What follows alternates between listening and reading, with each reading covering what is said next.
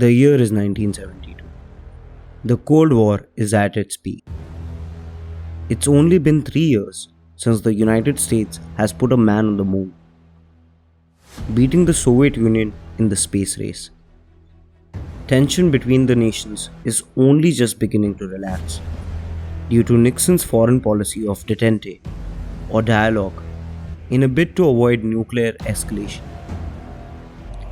Two men are playing a game of chess which is going to change the history of the game for a long time to come. At this point, the Soviets have a 24-year monopoly on the World Chess Championship, with an uninterrupted chain of Soviet World Chess Champions, going all the way back to 1948. They use chess as a means to show their intellectual, and by extension, ideological superiority over their American counterparts. And in the midst of all this came the 1972 World Chess Championship. The Game 6 of the 1972 World Chess Championship took place between the challenger Bobby Fischer of the United States and the defending champion Boris Spassky of the Soviet Union.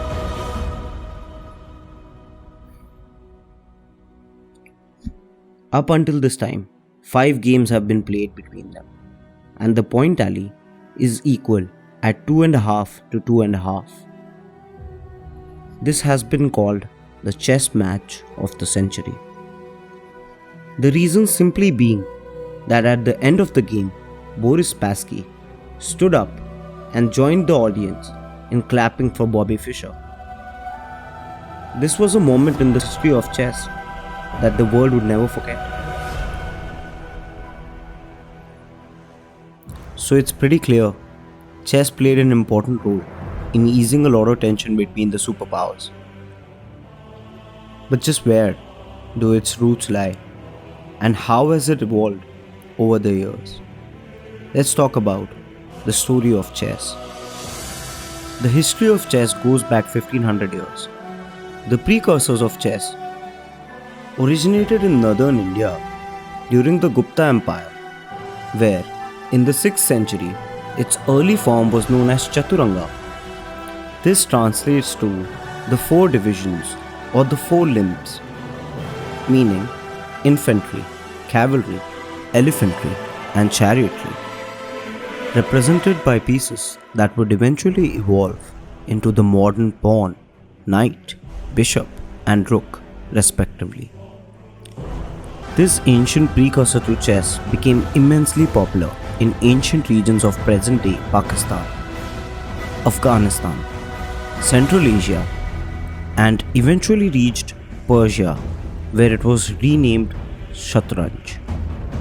Such was the influence of the Persians over chess that the words Shah, a Persian word for the king, and Shahmat, the Persian phrase for the king is helpless, are precursors to the terms we use today, check and checkmate. Even the word rook comes from the Persian word rokh or ruh, which means chariot. This early form of chess was introduced to Europe through Persia, the Byzantine Empire, and most importantly, the growing Arab Empire. The earliest recorded game is in a manuscript in the 10th century, played between a historian and his pupil in Baghdad. The Muslims introduced chess to North Africa, Sicily, and Spain in the 10th century, and the Eastern Slavs spread chess to parts of modern Ukraine and Belarus at about the same time.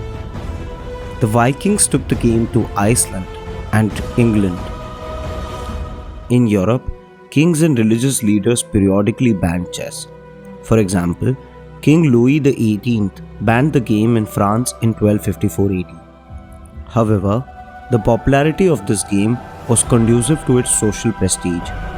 Chess was often associated with wealth, knowledge, and power. Since the 15th century, it has always been called a royal game. Due to the expansion of chess, its rules began evolving and standardizing. It is during this time that rules we use today in chess began being used for the first time. although with regional variations. For example, by 1300 AD, pawns had the ability to move two squares on the first move, not just one square at a time, as in Shatranj. However, this rule was not widely accepted throughout Europe for more than 300 years. Chess made its greatest progress after two crucial rule changes that became popular after 1475. Until then, the counselor was limited to moving one square diagonally at a time, and because a pawn that reached the 8th rank could only become a counselor, pawn promotion was a relatively minor factor in the course of game. But under the new rules, the counselor underwent a sex change and gained vastly increased mobility to become the most powerful piece on the board, the modern queen. This and the increased value of pawn promotion added a dynamic new element to chess. Also, the Chaturanga piece called the elephant, which had been limited to a two-square diagonal jump in Shatranj, became the bishop, more than doubling its range.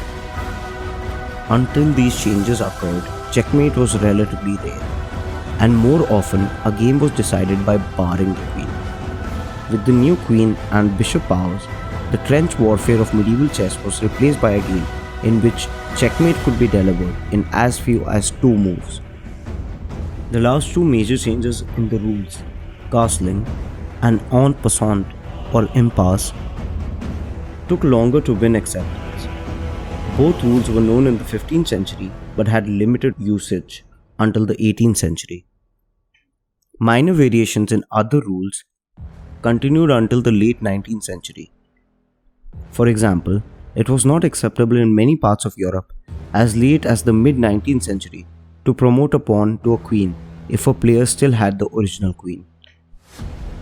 Chess has been under the radar for the last 50 years, since the game between Bobby Fischer and Boris Spassky. But outside the glare of the media spotlight, chess players now make up one of the largest communities in the world. 605 million adults play chess regularly, a number comparable to regular users of Facebook. A surprisingly stable 70% of the adult population has played chess at some point during their life.